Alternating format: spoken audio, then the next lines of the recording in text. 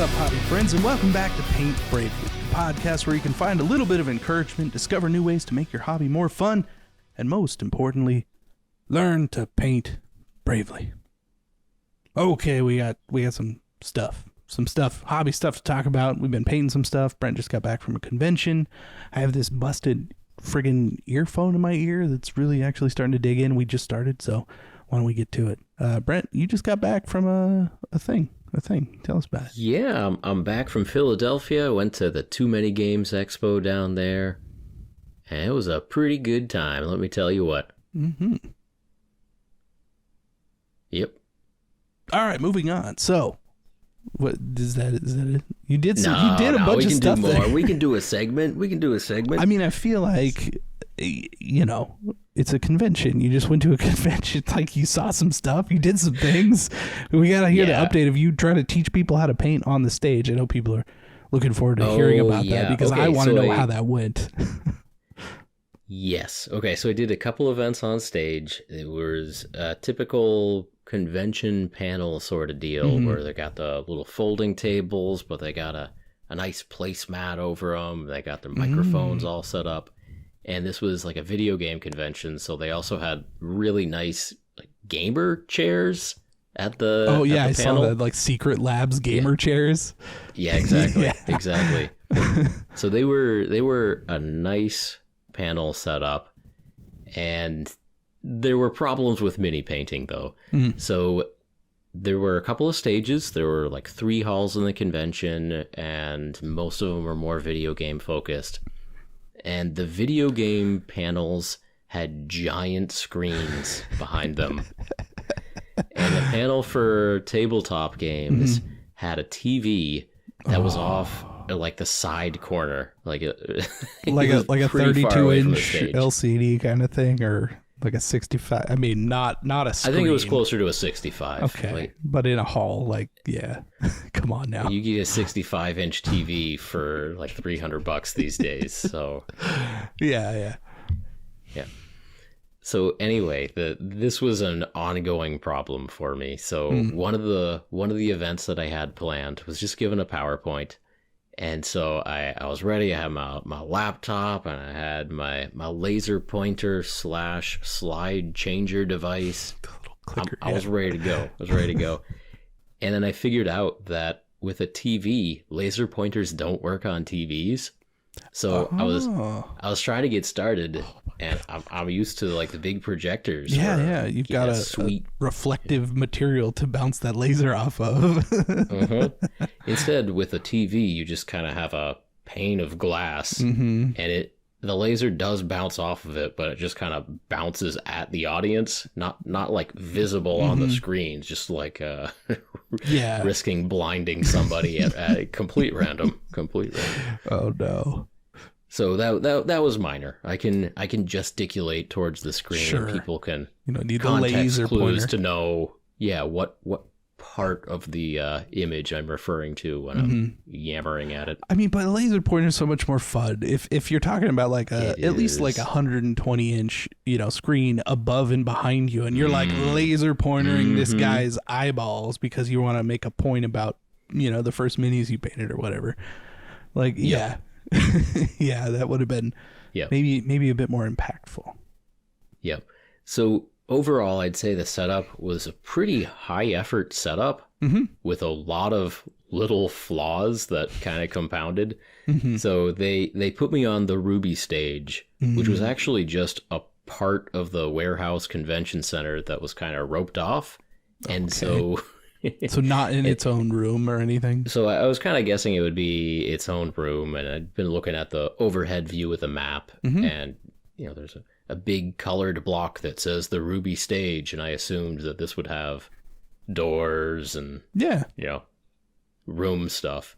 But no, it was just kind of in the middle of the convention hall. Yeah. But they did a good job with the microphones and the speakers so that the people doing the panels could be heard by the audience in there. But yeah, the AV guys had it tuned in so that the microphones could just barely overpower the din of the convention audience. The entirety of 20,000 people. Like, yeah. Yeah. There was also a dancing game nearby, or like a rock band game nearby. Just DDR in the next room. Essentially, yes. Yes. Mini painting. Yep. So it was a lively area, just trying to give folks the feel for things. And so I did a PowerPoint presentation. There was a TV like to the side of the audience, and it made it work out. It was all right. It was fine. But then when it came time to teach people to paint minis on stage, that there was an issue there with the placement of the TV. So the format was, I got 3 people up on stage, Amber and Alon and Jeff, and they were all people who had never painted a mini before, but they're all involved with like RPG podcasts and stuff that. So they're good at talking. They have some charisma. They're, tuned into nerdy stuff. And so I was giving them some instructions of how to paint a mini, just speed paint over some Arcadia Quest minis. Yeah. And I was giving them some feedback, and they were talking into the microphones, telling me about their characters and the childhood of this weird little goblin person, and how their parents don't really support their decisions, but it was good. It was fun. The problem with the setup, though, is that the camera wire that I had, I brought a 15-foot camera wire, which is about as long as they come. Yeah, that's a long, right? You back me up on this, right? That's a long wire. Yeah. And the idea was I'd have my camera up on stage. I could kind of be looking over the 3 shoulders to look at the 3 minis getting painted and be able to show the audience how the panelists were doing in real time. But the TV being like on the other side of the room, and also the HDMI input on the TV was on the far side of the TV, which always happens that minor. Way. But it always happens. It always happens. Like every time I go to set up a console or something, I'm just like, I want it to sit here, and then it's always like, the included HDMI is technically the right length, but it's always I gotta wrap it around and hide it, and it's more cable management. It's stupid. It's never quite enough if it's on the wrong side. So I get what you mean. Yeah. So I was not able to reach from the TV to the stage. So for that panel. So these are 45-minute sessions. They happen every hour, and so there's a 15-minute period to kind of turn over between sessions. And since it was a painting event, like I was going hard for the 15 minutes before the session, like getting placemats set up, getting everybody some paints and minis, and then I'm messing with the TV screen, and I ended up setting up my camera off stage on a box in between the stage and the TV. Yeah. And the way we did it is from time to time I'd be like, okay, Jeff, let me borrow your mini. I'm going to take it over to the camera so that we can put it up on the big screen so the audience can see how far you've gotten on your ogre. Yeah. And that was the way we did it. It was okay. It basically worked, but live and learn. Next time, I brought so many cables. I brought a lot of cables. I brought a lot of adapters, but I did not bring. You were prepared. 20-foot extension for an HDMI cable. Why would you? That's one thing I didn't. Yeah, I figured maybe just a little, just all the little extension piece, right? It's this big. I should have brought. Yeah, should have brought a like female to female coupler for HDMI coupler. Yeah, they would have just given you a bunch of those HDMI 3-foot cables. to DVI. I brought all kinds of connectors because I didn't know it was going to be there, but did not bring the right ones, and the AV crew did not have a HDMI Were you extender, using the GX85? Yes. Yep. I want to say, and I might be wrong, but I'm 99% sure that you can wirelessly cast that to your laptop. I have done that too. That wasn't going to happen in the 15 minutes we had. No. I'm just thinking for like next time, right? No cables required. In the earliest days of Goobertown Hobbies, I did wirelessly cast the camera output or the camera screen to my cell phone as like an external monitor to make sure that things were going okay. I used to do that too. Yeah. So you're right. There may have been a way to wirelessly cast the camera image to a laptop, have the laptop plugged into the TV, just to get a few extra feet. And next time, hey, next time. And learn. Yeah, exactly. But anyway, minis are very, very small, and audiences are human-sized. And so if you're trying to if you're trying to talk about minis to an audience, you need a good AV system, and we had an okay AV system. Like it worked, and I think that, you know, there's some comedy with you running back and forth with a model to like show it and talk about it. Yep. Which is pretty great. So, but yeah. Yeah. So I did post a YouTube video that showed some of that event. And yeah, if you watch that video, you can see me going and like squatting behind the stage in front with my camera to show off the progress of the contestants. Yeah. But everyone was good humored and good sports, and the minis turned out pretty dang good for it being their first time and only having 40 minutes to paint it. Right, yeah. I mean, most of them got the base coats on, right? They were there. Yeah. That's pretty good. For sure. Yeah. Not bad. Yeah, we got to talk about all kinds of things. Like, got the posture and how you hold your hands and brace your hands together. And it was speed paints, so all of them did the thing with the modern speed paints that have the mixer balls. Mm-hmm. Like held it upside down and... Yeah, they hold it upside down. No. The mixer ball plugs up the nozzle of the bottle. Mm-hmm. They squeeze too hard. The nozzle pops off. Did they all do that? I mean, at least two of them did. Wow. Yeah, at least two of them did that. So, I mean, as a public service announcement, then, you know, check your speed paint bottles, you know, when you're pouring those out. Just at an angle. Make sure that ball doesn't clog the tip and you splatter it everywhere. Just saying. Live and learn. Yeah. But that was the sort of thing that I could address during this type of format. Mm-hmm. Is just new people running into the usual problems that new painters run into, talking them through it. Like, oh yeah, this normally happens. Here's what's going on. Here's how to fix it. Not a big deal. Keep going. Yeah, that's looking great. And so I think it was a good time. None of these had big audiences, but that's okay. Mm-hmm.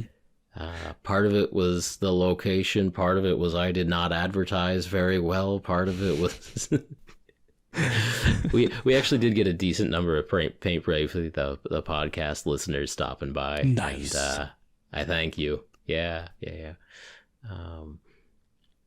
But also they gave me some pretty whack times. Like I was the last panel. Yeah. I was the last panel on the Sunday afternoon. The dregs, like just people still hanging out. Which is actually fine because we definitely spilled some paint on the tablecloths on the panel areas. Yeah. So I figured that all works out. It's only fair. Yeah. I don't know. I took the whole experience as an experiment of what can you do with minis at a live in-person convention. I think it mostly works out pretty well. Mm-hmm. And again, Goobertown Hobbies YouTube channel, you can see the live events. I did put those up there. I put part of the teaching noobs to paint minis, and then I did put my full PowerPoint presentation in that video as well. If you want to just, I don't know, paint a mini and watch that. Something maybe you haven't seen before. Yeah. No, I watched all of it. I watched a good hour. All right. Yeah. Oh man. Yeah. Turned out okay, but the event that really went well at this convention, like really went well, was the paint and take.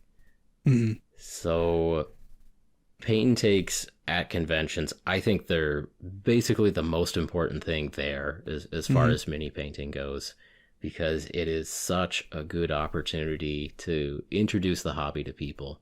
You've got folks who've been wandering around a convention all day, and if you offer them a chair, a lot of them will take the chair. Yeah. Like, I just got to dip a paintbrush for a minute. I could sit. Yeah. Yep. Here, take a load off. The minis are free. You like free stuff. There's a dwarf. There's a little snail. There's a little mouse with a backpack. Go for it. Nice. Zombie, whatever. Have a seat. Get yourself a free mini. See if you can paint that mini. And the paint and take went very, very well at this Too Many Games Expo. So I had, the convention organizers roped me into coming out to the convention to hang out there and try to help them expand the tabletop side of things. Mm-hmm. And as we were scheming about what we could do, I remembered that Bob Watts, who's the CEO for Transatlantis Games, and their major / only product right now is the Too Thin Coats line of paint, the Duncan Rhodes paints. Mm-hmm. So I remembered that Bob Watts lives in the Philadelphia area. So I put him in touch with the convention organizers. And so Too Thin Coats or Transatlantis Games sponsored the paint and take. Mm-hmm. And Bob and at points 3 of his adult sons were out there helping with things. And it was awesome. For 3 days, all of the paint and take tables were filled. People coming, stopping, painting a miniature. And we had no idea how many people would show up. Yeah, I mean, how could you possibly get, especially at a convention that's not specifically about miniature painting? Yeah. Right. And, before the doors opened on the Friday, we had the tables set up, had some minis out there, had a bunch of paints out there, brushes, all that, and we're just sitting. We have no idea if these tables are going to fill up. They might get a few people, might get a few more, but it was awesome. People were coming and sitting down, and part of that was it was a really good location. I mean, it was noisy. It was in the middle of the convention hall, but it was kind of at a midpoint between the 2 big video game halls. Okay, yeah. So there was a big vendor hall with selling used Sega Genesis games and art and cosplay stuff. Just big nerdy vendor hall. Mm-hmm. And then at the other side of the convention was an arcade. So a lot of arcade cabinets, a lot of consoles set up on TVs. And those were like the big filled rooms at the convention. And the hall in between was where they put all the tabletop stuff, which is kind of the nascent, growing, not quite there yet part of this convention. Mm-hmm. And right in the middle of that was the paint and take. So there was a ton of traffic going both ways. There was still enough elbow room because the tabletop side of things was not filled up. Mm. But there was traffic walking by all the tabletop things, and people gave it a try. And there were a couple of donors that brought minis for this event. Mm-hmm. Slapshot Showdown, which I gotta follow these guys. Slapshot Showdown is fantasy hockey hex-based system. Yeah, you were describing that in the video, and I'm like, that sounds really good. It was great.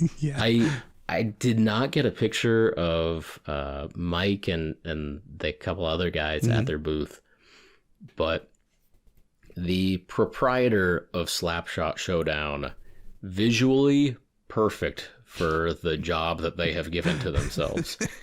So this is a man who has like a mullet in the year 2024. I mean, they come back, man. Yeah. Yeah, well, it's perfect for hockey. Like, it is a hockey haircut. Yeah. Like, it looks appropriate. Is he wearing a hockey jersey? Yes, of course. Yes. So that's what made the booth so good. Perfect. They had the people at the booth were wearing hockey jerseys. Mm-hmm. They had the display of the game set up, which is a hockey rink with a hex pattern. Nice. That sounds awesome. And then if you go and look at the minis, they had a vampire on skates. They had a plague doctor on skates. They had, I can't even remember what the character was, but there was like a character holding up a ref by the neck. Sounds amazing. We need to play this game. What are you doing? Slapshot Showdown. Yeah.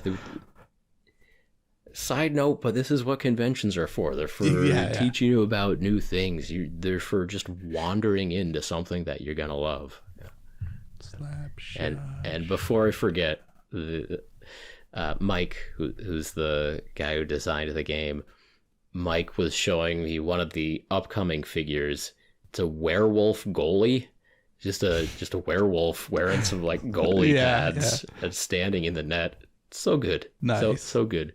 Yeah. Anyway, Slapshot Showdown donated a bunch of the vampire on ice minis to the paint and take. They're 3D prints, but they looked good. Yeah. And those were gone within the first day or two. That makes sense. Yeah. And there was another 3D print studio there, Belle Delore Studios. They do a ton of cute animals. I bought an owl bear hatching out of an egg from them. I bought a little fish man wearing a little fish hat from them. They had like a mouse with a backpack. They had a ton of snails, a lot of snail characters. And they donated a bunch of minis to the paint and take, and all of that was gone in the first day. And so Bob from Transatlantis Games was running around the convention buying used board games and just buying used board games, pulling the minis out, priming them in the parking lot of the convention hall. Yeah. And just stocking the tables with those, especially for Saturday and Sunday. Way to go, Bob. Right on. And there was one set that had been like PVC minis or something, and so they did the like nasty, not quite melty, but definitely sticky and tacky and uncool. Yeah. And so he was just pulling minis for as many sources as possible, and they just had a big plastic bag of just like sticky goo nasty. Minis. Oh no. So people were coming and sitting down like, oh, what's available? Like, yeah, this is okay. You got anything else? And then we were just like, well, here's the sticky bag. Yeah. Here's the sticky bag. Oh, that's a bummer. Yeah. But he ended up buying, I think, 4 copies of Marvel Zombicide. Okay. I think Zombicide has it has a total like 80 minis per box. And the hero minis are actually great. I mean, the zombies, whatever, it could go either. Sure. I'm not going to get excited to sit down and paint a zombie probably ever. Zombies are not my thing. Not even when they're decent zombies. Like even Games Workshop zombies, man. Like I have the 40K zombies, the poxwalkers, and I've probably got like 200 of them. Maybe 5 of them have been painted. Maybe. God, it's so much. And it's just like you can almost just throw any color you want on them, but then they have all the details, the extra. It's a huge pain. Zombies suck. Yeah. The poxwalkers are not bad. At least they have some interesting gear on them and stuff like that. Right. Yeah. But then in order to make them, I think, because they're also 25 mil bases, so in order to make them like an actual like horde, you have to have so many. I painted a few and I got burnt out, and I'm looking at the pile like I can't do it. Maybe someday, I'll do the I painted 120 zombies, poxwalkers or whatever. But yeah, that gets old. Like the characters, though, you're right, from Zombicide are much better. Yeah, absolutely. And it seemed like there was a decent number of those in the boxes, and people were having a good time. Like I think they had 24 seats set up. Like they were prepared to have 24 seats, and they had everything all ready. And then those filled up, and they did their best to expand to like a 40 seat area. And I think they clocked a maximum of like 46 people jammed around the tables. I mean, that's pretty good. Yeah, it was like 30 plus for 3 days straight, which is awesome. I mean, even at Adepticon, like Reaper had the paint and take, and I don't think I saw that many people around their tables at any given time. Like obviously there were people, but not like that. So it's also the type of convention that it is. So Adepticon, nobody's painting their first mini at Adepticon. Well, that's fair. Yeah. Yeah. Yeah. But a generic nerd convention, I thought this was just the perfect environment to rope people in, give people a taste, and maybe actually get some new painters, some new hobbyists out of the experience. And I don't know, the demographics were different than Adepticon. Like Adepticon realistically is like 10% women and children. Yeah. Yeah. Ish. Too many games was maybe like 40% women and children, which is that's pretty good. A better mix. Yeah. And so I thought it was a great recruiting ground to just, hey, come on over here, sit down, see if you like this. I got a decent amount of footage of the paint and take event for the video I posted up on YouTube. I edited out most of the children's faces for as much as you privacy reasons, as much as I can. Yeah. But yeah, it was cool to see a lot of young folks giving it a try, and some people were really having a good time. Nice. I mean, that it's interesting because like that was kind of my experience at SoonerCon too. It's obviously not at all about miniatures or even generally board games. Like some board games, but a lot of just fantasy and anime and that kind of thing. A lot of cosplay. But there were a lot of families,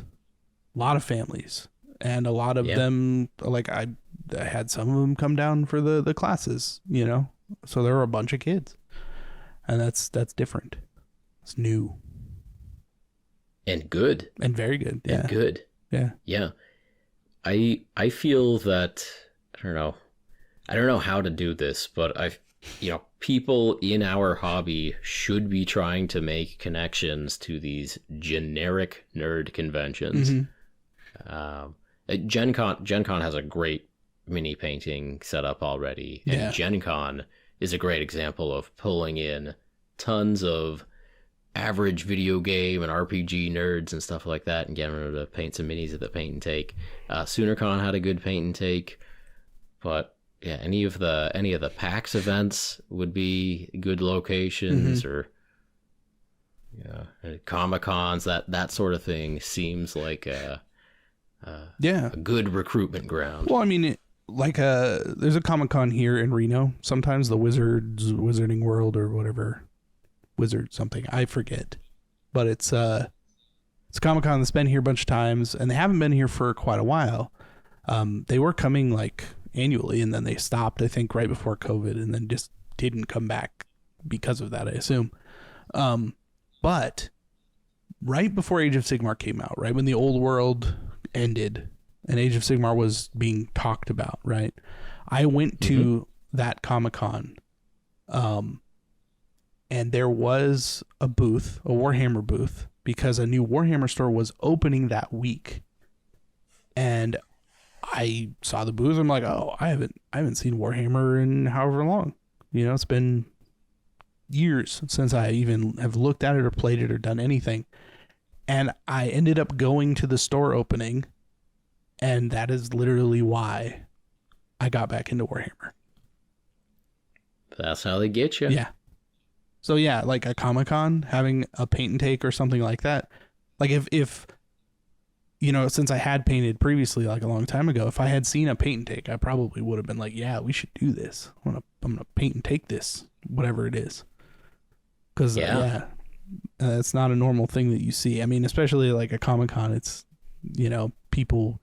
famous people signing pictures and comic books everywhere and some gaming stuff, but not mini painting generally. Yeah, but people like it. People like mini painting. It's a good hobby. If you offer someone a chair at a convention and something like a free thing at a convention, you're gonna get some takers. Yeah. So the convention actually gave me a booth area, which I didn't know they were going to do, but I showed up at the tabletop section of the convention hall, and there was a banner printed up that said Goobertown Hobbies on it, and nice. with a folding table in front of it. And so I ended up just standing there the first day on the Friday. I was standing there in front of my folding table, with the banner behind me. Like, I don't know what to do here. Luckily, it was right next to the paint and take, and so I was hanging out with the folks from Transatlantis Games. Yeah. And they actually said, "Do you want some stuff to put on your table?" And so I ended up essentially just donating my table to be more of the paint and take, which is good because they needed more space. Yeah, it's good. But yeah, there was like an hour or two on that first day where I was like, I don't know what to do at my booth. I have no idea what to do with this. Yeah. And after a couple hours, I was like, oh, I could sit and paint minis at my booth, and maybe if anyone wants to come hang out, they could. And then so I started in on that, and then at some point I got up, and just the entire table was filled up with the paint and take. It was like, you know what, that's good too. That even better. Even better. Yeah.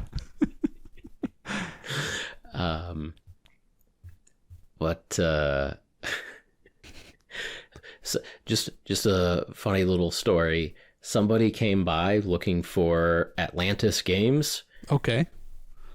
And it turned out that Atlantis Games was on the opposite side of the divider from Transatlantis Games. That's like, pretty good.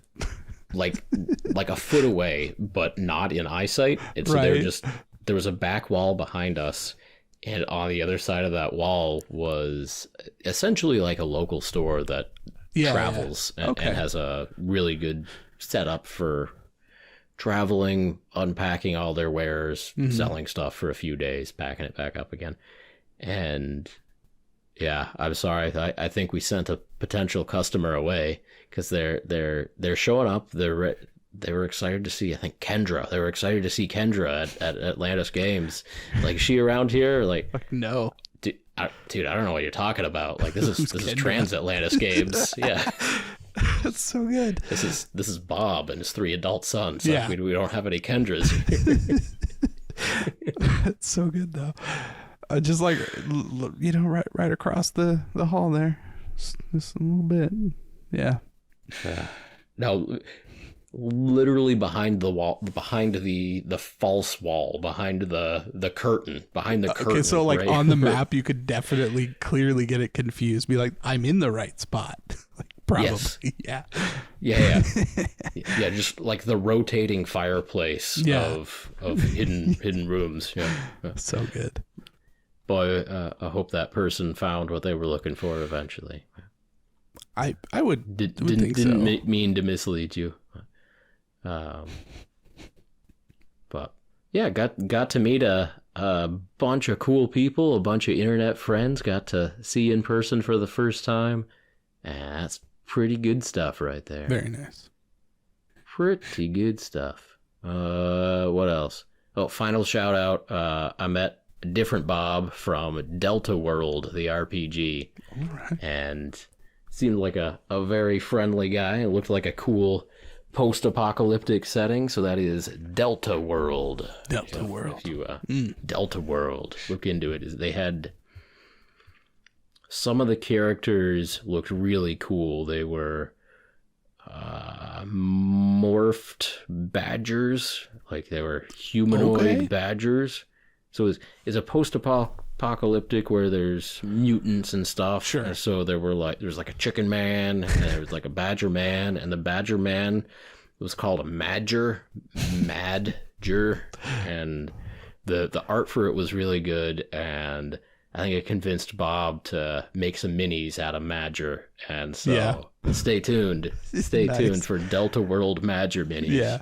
So not Man Badger, just Madger.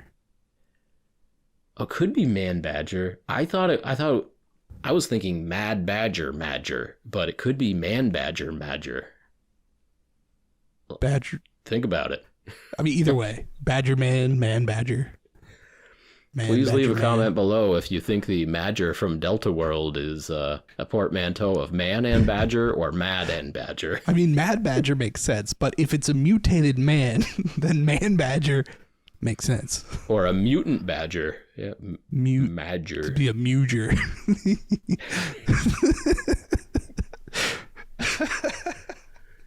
This is the content you crave. Yes. Oh, so good. I mean, that does sound cool. It makes it sound way more interesting than like just post-apocalyptic, skirmish game or something. Because I feel like there are quite a few of those out there, and they're not too dissimilar from each other. There are. This was an RPG setting, and Okay, so yeah. it was interesting. He had Delta World books. He had 3 types of Delta World books. One for 5th edition D&D, one for I think the Pathfinder system, one for one other. But he basically had the setting like translated or transcribed to 3 different game languages. Right, yeah. And he just kind of had 3 versions of the book. Yeah, it's a good way of doing things. Yeah. Makes sense. Yeah. But probably other companies do that. I just hadn't clued into it as much. Mm-hmm. No, it makes sense. But yeah, that Slapshot Showdown, though. Tell you what. Oh, are you getting into that? Well, now you're kind of talking about it, and I just did a quick little typey type, and apparently there's a Kickstarter coming up. Yes. So, and I think that's going to be early 2025 is the last I heard on that. Really? That's not soon. No, it's not. It's not soon, but it seemed like mostly a one-person that makes company. sense. Yeah. It seemed like mostly a one-person company, is contracting out for sculpting and all that stuff. Mr. Michael Smith. Yeah, Mike. Yeah. Yeah, he's got a sweet mullet, and it looks really good with a hockey jersey. That makes a lot of sense. Yeah. Man, I almost bought a hockey puck today. A hockey puck? I'm not kidding. I literally, I was this close to buying a hockey puck. Why? So I was just randomly, I had to go to the stupid DMV today, right? Okay. This is going to be a long story. No. Let's go. I mean, the DMV was long. The story is very short because there's not much that happens until it happens, and then it's over because it doesn't take very long. Anyways, so I went to the DMV, got done with the DMV. On the way home, I stopped at a thrift store because it was on the way home, and looking through a bunch of stuff, bought a stupid movie for like the van for the kids, and then there was this Sharks hockey puck, and I was like, man, like I might want a hockey puck. But I didn't buy it because it was like $6 for some reason, like a used hockey puck in a thrift store. So I was like, "What? This is outrageous prices." That's too much. Yeah, so I just didn't buy it. But I was thinking about it. I picked it up, and I'm like, "Ooh, hockey puck!" And I was like, "Yeah, this is a real hockey puck." And then So I don't know. Hockey's been like on my mind today. And now you're bringing this up. I feel like it's a sign. That's what I'm saying. Slapshot Showdown. Yeah. Check it out. It is saved on my Kickstarter right now. Wonderful. That's what we like to hear. Yeah, so I can just continue down the path of waiting for Kickstarters. Yeah, I've got 2 of the minis from the paint and take. I took 2 minis from the paint and take. You bastard. I can't believe you. But actually, I was given them directly by Mike at the Slapshot Showdown booth. And I took them back to the paint and take, and I put some paint on them, and then I got busy. So I've got 2 half-painted Slapshot Showdown minis. I've got the vampire on skates, and I've got a plague doctor on skates. That's what I've got. I feel like at this point, maybe you should finish painting them. And then give this man some free press. Just send him some high-quality pictures to post on his Kickstarter. Okay. Yeah. Yeah. Because it sounds cool. Like a hex-based hockey game sounds cool. Seems cool. Mutant badgers and werewolves and such. Well, I haven't seen the badgers, but there's werewolves for sure. Yeah. No, the Badger's from the other game, but I think you might be thinking of Delta World with the Yeah, Badgers. I know. Yeah. Okay. I'm just saying. Just keep it straight, Casey. Keep it straight. Our audience is confused enough already. No. We're fine. I did get some night goblins in the mail. Ooh, tell us. Yeah. Well, it's again not that exciting. It's like the DMV. It happened, and I haven't done anything about it. No, because I'm still doing that Stormbringer thing, right? Like I'm kind of committed at this point. I'm seeing what happens. How does that connect to night goblins? Exactly. So I got my cabbage dragon for the the Iron Jaws or whatever as the nice model that's every few months or whatever. And then they started the premium one, the premium month or whatever it is. But they sent me a bunch of other goblin stuff, some of which I didn't have, which was really cool. Most of it I did because I bought most of the goblins when they came out. And then they sent me like a fresh sprue of night goblins, and I was actually very excited about that because it's an entire sprue of night goblins, and I have never actually bought a brand new set of those. Really? Yeah. Okay. Like I've only ever gotten them used. I understand. Yeah, so it feels different. I don't know. So are there did you get 10 on that sprue, or how many? I think they sent me 2 of them, so I think they're 20. Perfect. Yeah. Okay. Yeah, I think it's 2 slightly different sprues in their box of 20. That's cool. Very cool. Yeah, so I'm happy for you, man. Pretty good about that. I like that. Yeah. Real happy for you. That's great. That's so genuine.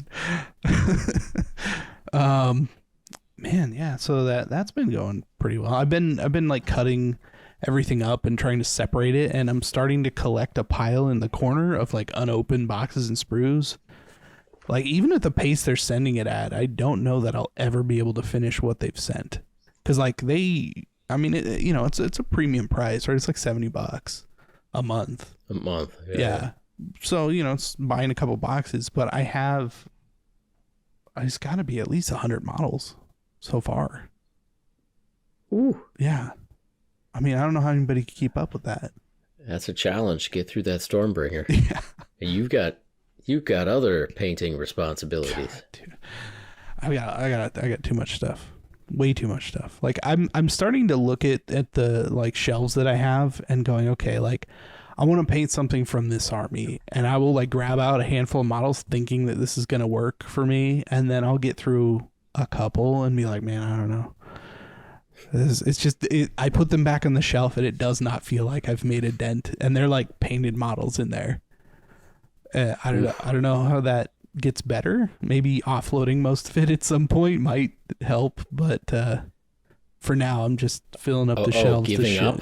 No. Admitting defeat? Surrendering? No, yeah, that might help. Yeah. Yeah. Giving up. No, I mean, what do I mean? Like cutting back on extra. Like I said, I had like 120 Poxwalkers, and that's like built, primed, and partially painted. And I have probably another 50 of them that are on sprues. And I don't know how I acquired that many. They came to me in various ways, but they're starting to add up to the point where it's like I'm never going to even need this amount if I were to use them for some reason in a game. Like it's just not going to happen. So, but it could look cool in a picture. That's the problem. That is the problem. They're right there. And they do look good.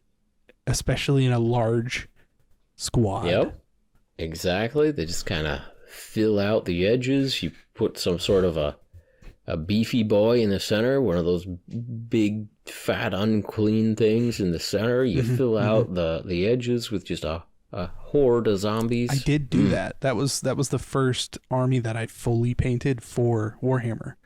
Were Plaguebringers. So like the fantasy version of Poxwalkers, and I'm pretty sure, I think it's 100 that are painted, and 3 great unclean ones to go with that. I do remember. Yeah. Yep. So that was definitely that was the goal, was to just overwhelm with zombies and these giant like wizards, disgusting wizards. So that's a thing. A worthy goal. Yeah. A good goal. A good completed goal too. They look awesome on the shelf, but yeah, like doing that again with the poxwalkers who do have clothing and other things to paint just does not seem like a very feasible thing. And then, like I said, the other like 50 on top of that. So it's like things like that I think I need to start thinking about seriously, or like just cutting them all up for bits. Getting the tub of bits. That would make some fun times right there. Just destroying hundreds of dollars in kits for bits. It's probably, I guess. Probably irresponsible. I guess. Yeah. No. But yeah, I've been trying to prep like Stormcast models recently. Okay. For the I did end up buying into the Age of Sigmar 4.0. That's Skaventide. Yeah. That's much more expensive than Dominion. It is only by comparison. As far as like the regular boxes, the discount you get from not buying directly from them makes the box like, I think I paid $220 for it, I want to say. Yeah. It wasn't that much more. There's a lot of stuff in there. And there's a lot of stuff in there. But yeah, I've been trying to make a dent in some of my collection. I am going to be selling that off pretty soon, just to kind of give somebody a slight head start on whatever they're going to end up doing. But yeah, that kind of feels good. Like I'm getting there, because I do have a lot of Dominion still. Most of Skaventide, or not Skaventide, but most of the Soul Stormbringer is Dominion. So like I've got a couple of boxes Dominion, a couple of extra boxes of other Stormcast from Dominion that are like the monthly multi-part subscription service for more Dominion. Yes, exactly. Yeah. Monthly subscription service for Dominion. Like I'm Dominioned out by this point. But I do have Stay strong. I know. I've got like 4,000 points of Dominion painted. So I feel pretty good about that. Like that actually looks pretty good. It's probably the nicest painted army that I have too. Mm-hmm. Yeah. So like the Skaventide stuff is a step in the right direction, and I am excited about that. I don't know if I'll actually play it. Like I think at this point I'm way more interested in one-page rules. That counts. But, you got to get them minis, Yeah, that counts. Yeah. That works. The only thing that we'll have to see is whether or not Skaventide ends up being the next Dominion. Like, if we go check back, those prices. yeah. If we go back to Adepticon and they are giving those out as the super, hobbyist whatever thing you can get, then we'll know. I think we'll know. You can already buy the box in halves for like $100 on eBay. Yep. So I mean, $100. It's not bad. There you go. I think it's something we can keep track of for sure. We'll see how it goes. Yeah, I think keep an eye on it. Yeah. Keep an eye on them Skaventide eBay prices. Yeah. Let us know what happens. I mean, we did it for like 3 years with Dominion. I feel like it's only right to. I'm still going. The price is about $120 right now for Dominion. I've noticed that it's gone up. Yeah, just creep it up now that it's been out of production for a few years. Mm-hmm. Now that the book that's included is pointless. Hit its planned obsolescence date. A few years after it was printed, and I might read that book someday. Not the rules ever, but. Dominion. There are Dominion, but yeah, there's some good pictures. Look at the pictures. The actual cover art of the book is very good. Getting back to really Dominion good. Like we always do. Exactly. Should we segue away from Dominion? Well, yeah. So I've been painting some robots. So we got my robots. There you go. That looks good. Yeah, this teal Tau, which I'm going for. Teal Tau feels pretty good. I've been so on the fence with mechs for so long, and Tau in particular, because they have some cool looking like robots, right? Mm-hmm. And I know they're supposed to be like suits or something. There's like actual Tau inside or whatever, but Mechs or robots for shorthand. Like, they have some real derpy looking robots too, and it just kills the vibe for me. Like, completely kills it for me. It's like when I look at BattleTech, like I there's a couple that I'm like, man, that's cool. It's like a mech warrior type thing. It's like sleek and quick and, a deadly looking robot. And then there's the like chonky, thick robots that don't make any sense to me. And it just takes me completely out of it. And I don't really know how to reconcile that. Like, that's a good point. What do you do? Are there mechs out there that make sense? I hear you. Yeah. Every time I go to a store that has BattleTech, Battle Mech, I pick up one of the Lances or pick up one of the Clans. Yeah. And I'm looking for a box of BattleTech, Battle Mech where all of the models look decently cool. Mm-hmm. But it's always the case where one or maybe two of them look pretty cool. Yeah. And then one or two in the box just look, does that have to be part of my team? Right. Yeah. Do I have to buy this? Well, it's like, I think about painting it, and it's like, it's a box. Like, it's a bunch of squares that are put together, and somebody's calling it a robot. And I don't understand why it's not like this other cool looking one. Like, was it different people, or did they run out of time or something? Because I've gone back on advice from that guy at Adepticon that ran the BattleTech CJ. booth. Yeah, I went through and I looked at the old stuff, and it's kind of the same way. It's like it's not been different for 40 years or whatever. Like the metal models look chonky as ever, and then some of them don't. So it's like, why not make the cool looking robots? I've gotten more and more curious about the lore of BattleTech, but again, every time I look at one of those boxes that they're selling, they come with 4 or 5 models, sometimes 6, I think, and I look at them, there's always 1 or 2 that I'd be happy to paint, and 1 or 2 that, like, who's the pilot of this thing? Who would voluntarily go to work in a machine that looked like this? Yeah. Who would be willing to die in a machine that looked like this? Like, who? Right. Like who's willing to let like this be their coffin for all eternity? Exactly. Oh man. Yeah, so I don't know. Like I painted up a bunch of the like little Tau guys, like the Pathfinders or the Fire Warriors. Yep. And like I've always been interested in Fire Warriors because that stupid like PS2 game. Do you remember that? Yeah. I had a demo on the PC. It's not good. It was called Fire Warrior, wasn't it? Yeah. Okay. And it was supposed to be, obviously every first person shooter back then was like, oh, this is better than Halo. It's like, no. What were you shooting? Were you shooting Imperial Guard? I can't remember. I don't remember. I think so. Okay. There are Space Marines in it too, though. So something like that. Yeah.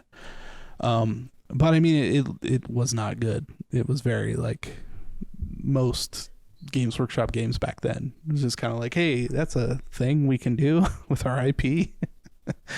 The cover of that game looked awesome. Like I definitely remember it coming out and being like, oh man, like because I was definitely into Warhammer at the time, 2001 or whatever. Yeah. What a wild idea, just to make a game called Fire Warrior about a Tau soldier. What a risk. Yeah. What a risk. Just go watch like the opening cutscene to that. It's like Space Marines land on this planet where these like peaceful towers standing around and just massacre all of them. And then one of them is like, I will have revenge. That's like how the game starts. It's real bad. Well, yeah, now you're talking it up. Yeah, I know. I feel no, don't do that. Don't do that. Yeah, no, there's this one guy he's been watching my videos for I don't know how many years at this point. I think he has like 4 years on the like little counter that pops up, like subscribe for this long kind of thing. And for the last year, I think on almost every single video, he's made mention of like the fact that he knows that I have Tau and I haven't painted them. And well, now you're after it. Now you're going. Oh, well, that's what I thought. I hope they like teal. I just went for it because I was like, if I'm gonna paint these, like, I'm gonna paint them like this. And they do look good, but that's just me. Yeah. It's funny though, because like he started mentioning it, and then we just started having this like back and forth in the comments. Like I'd say something witty back, and then he'd respond the next video and stuff. So it's just been this ongoing conversation through every other week, single comments. And I finally just like got to it. I was like, I got back from Oklahoma, and there was so much BattleTech there. I'm like, all right, I'm gonna jump in. And I'm still in that place though, where I'm just like, I don't know. Like mechs are dumb. And I don't know how to feel about them. Like I want to like this, but I don't. Like I don't understand. There's a segment of our audience getting very angry at you right now, Casey. It's happened before. I understand. Mechs are not all dumb. No, that's my point. At least though. half of them are very dumb. Yeah. Yes, that's exactly my point, though. Like, why are half of them so bad? Like, there's no excuse. You clearly can do it. Like, why? Like, I guess I haven't heard a good enough reason as like why it's like that is all. Get ready for a wall of comments, man. Fine. If somebody could explain it to me, I'd be fine start. with that. Here's a writing prompt. Why mechs are cool. Why 50% of mechs are cool. Yeah. 10,000 words due on Monday. Yeah. I don't think comments have limits, do they? I've seen some essays. Some of them go on for a ridiculous amount of time, and I don't know. No. But yeah, so I've been painting some Tau. Okay. All right. And then I went to my friend's house. His little son was having a birthday party. And like we spent a good amount of time talking about minis, and one of his friends came down and brought this really cool halfling on a Pegasus pig. And it was just so cool that I thought I had to mention it. It was from Max Minis. It's like a UK-based resin casting place, and they just go real hard on halflings and pigs. And it's pretty good. It's pretty good. Yeah. Hey, they know what they'd like. Yeah. You showed me some pictures, and I can vouch that those halflings look pretty cool on their pigs from Max Minis. Yeah. Pretty cool. Man, so you were a couple episodes ago, you were talking about Zabavka basing elements. Yeah. Well, which is funny. I got it mixed up with a different company about basing elements because somebody had mentioned it before. But they do have basing bits, and they are good. I print out their base toppers usually. But I'm not into the base toppers, but I spent a couple of days this week printing out basing bits. So I've got little trees and little grass, and I've got palm fronds and monstera plants, the agave. I've got some mushrooms, and I've got some stumps and all kinds of little bits to put on your bases and zazz them up a bit. And I had spent a good amount of time cleaning up my bits and getting them all cured and stuff. And this is the first time in a long time when I have made the choice to put bits in one of the Plano tackle boxes. Yeah, like the movable sections. Yeah. The clear plastic boxes with those movable sections. And ordinarily, I think these take up more space than they're worth, and I get a little bit stressed out about the sections either being a little too big or a little too small for the thing I want to put in there. Yeah. But for 3D printed flair, I think that these are perfect, because the 3D printed bits, at least with the resin I'm using, are a little bit delicate, a little bit fragile, and so the idea of just putting them in a plastic bag and chucking all the plastic bags together feels a a little too risky for all those fine leaves that I took the time to print out. So I don't know. This is the first time in a long time when I've been using a tackle box to store bits. And I feel okay about it. I feel like this one time it's a good idea, especially because I now have a lot of empty tackle boxes because I've been moving away from them over the last few years, and so I feel pretty good about using them for this. At least I think it's gonna work out. You've hit the limit of the plastic bag and clear box, so you must move back to your empty. I mean, that's like clearing out a space for like activities and then eventually acquiring more things to fill it in and being like, oh no, I'm out of space. What do I do? Oh no. Like, oh no. But I think I'm going to make myself some nice little forest bases. I feel pretty good about that. Yep. Well, that's exciting. That's my Zabavka story for the week. Nice. Maybe someday I'll get into epic basing. Yeah. I think they have a similar range of plants and bits and stuff. It's similar, you know. Yeah. I like the idea of having the multi compartmentalized boxes for those types of things because, you know, I mean, the reason that we got into those to begin with, that a lot of people got into it, just give us a shake. Give us a shake. Don't break any. Don't break.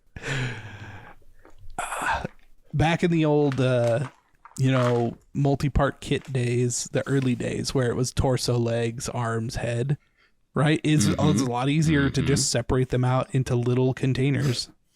Like, I still have containers like that have, you know, Eldar and Dark Eldar and orcs and all sorts of stuff.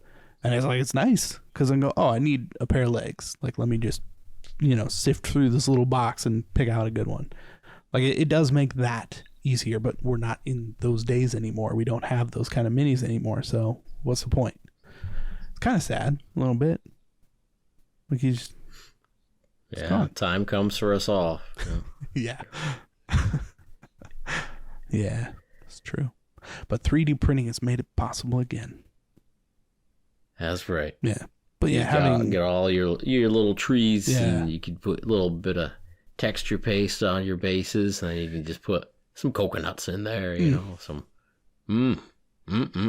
Yeah, like that sounds good. Like, it's the same kind of like tactile thing of like putting your finger in there and like, you know, smushing everything around to find that specific piece you want. Yeah. The perfect agave plant. Yeah. We'll put that right there by his left boot. It's kind of funny if you think about it, because like I'm sure that's based on the actual plant.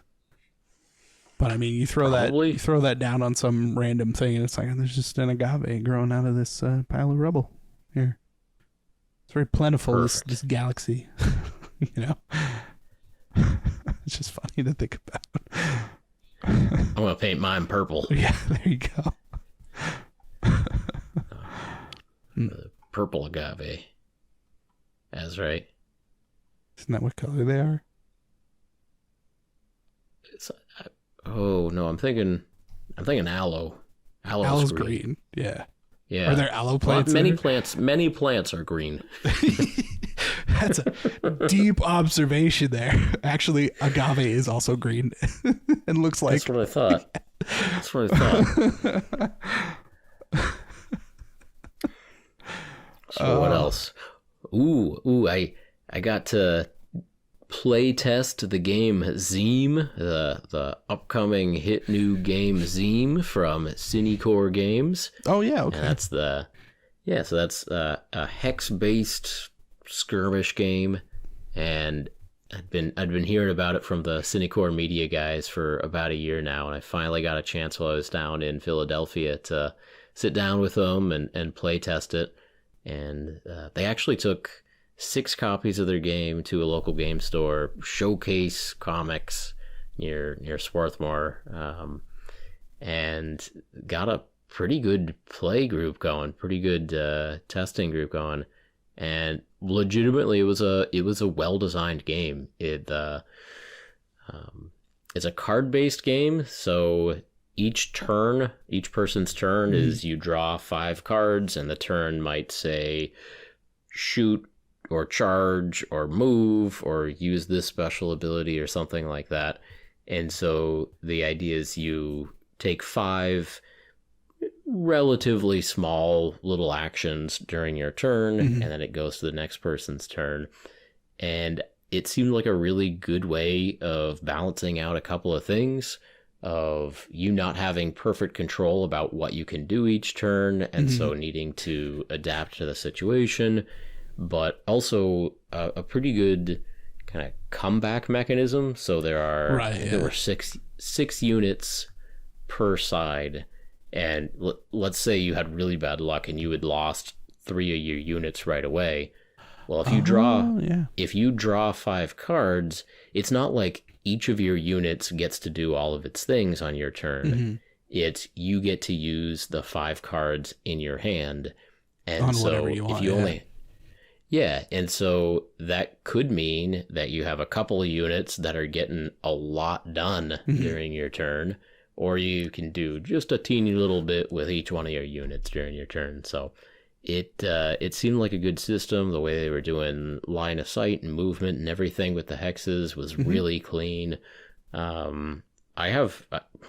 I didn't know what to expect, but I legitimately have high hopes for Zeem at this point.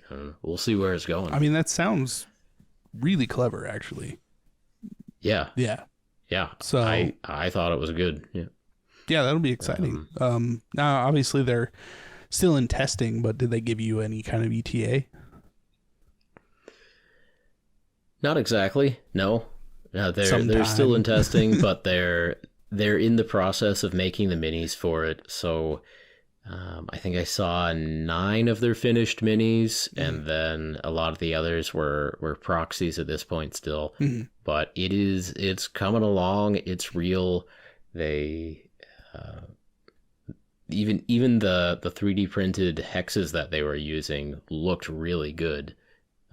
Nice. And I think they have it set up so you can either play with just kind of a paper or a plastic grid, or, hex grid, or you can get the physical hexes that interlock and you make up your map that way. But the painted 3D hexes making the board that way looked really good, and it worked well with the way they were doing line of sight and everything. And nice. Anyway, Zeem from Cinecore Games. High hopes. Stay tuned. I've got a few early minis from them that I'm playing around with and painting up. So very cool. We'll see where that goes. Okay, and don't forget about Slapshot Showdown. You can't forget about that. And Delta World. Beldalore Studios. We're trying to put out the good word here. If you need a owl bear busting out of a shell, Beldalore Studios. That's what you need. Exactly. I mean, it seems like hex-based games are definitely making a kind of a comeback, if you will. It's a good system. It makes sense. Yeah, I mean, yeah. Like you've got directionality on the hexes, and like line of sight would make sense, like a lot more than squares, and Yep, and they also were doing line of sight that it was just trying to describe it, but only a path through the edges. There's no like looking through the corners of the hexes for line of sight. It needed to be a straight line through the flat edges, right, consecutively. And that makes sense. It'll make sense. It'll make sense once you're dealing with it. But it was a really good, clean way of doing that kind of stuff. Yeah. I mean, that's kind of what I mean by directionality, right? Because each face is facing the same direction. So like across the entire board, that whatever corner of that hex is, clean all the way through. Yep. Yeah. It felt, there were definitely elements that felt chess-like, like a chess with hexes. And so the line of sight felt kind of like a rook looking at where it could go in chess. And it seemed like a good system. But anyway, Zeem, Zeme, stay tuned. Yeah. That's all I got on Zeme. Nice. Oh man. I think that's my updates for this week, Casey. I mean, Oh, I can't think of anything else that I've done hobby wise. I painted some robots. I painted more Dominion. I got my Dominion guy. Looking I remember that. Pretty fresh. Yep. Oh, that one looks good. Yeah, this one actually looks pretty good. I was thinking of using that as a cleric in D&D. I mean, you could just right out of the box. He's got a little book and some scrolls and a staff, and he's got his hand up like cleric-y. Outstanding. Yeah. Well, in that case, thank you again for joining us on another episode of Paint Bravely. If you enjoyed this podcast, please help us out by leaving us a review on iTunes, subscribing to the YouTube channel, and sharing this message with your hobby friends. And as always, we appreciate each and every one of you for listening, and we will talk to you next time. Talk to you next time.